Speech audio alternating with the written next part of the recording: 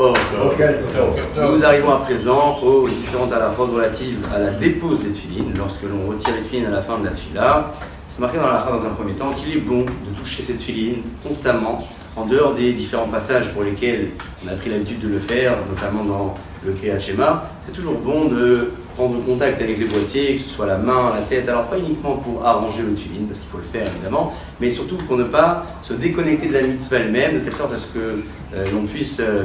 garder toujours la meilleure tenue, que ce soit même au niveau de nos intentions, de notre kavana à ce moment-là, et surtout au niveau du comportement que l'on peut avoir en ayant les tefilines sur soi. À la fin de la tefila, on retire les tefilines,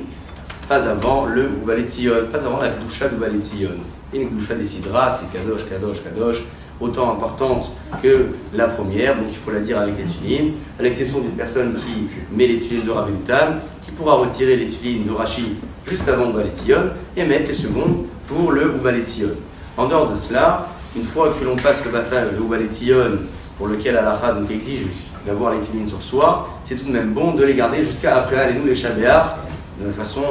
a priori, donc les Patrila. Pas avant Uvalet Tzion, et au mieux après Alenu les Shabéach, ou au moins après le Kaddish qui précède le Alenu les Shabéach. Le jour de Rosh Chodesh, on les retire après le Kaddish qui précède le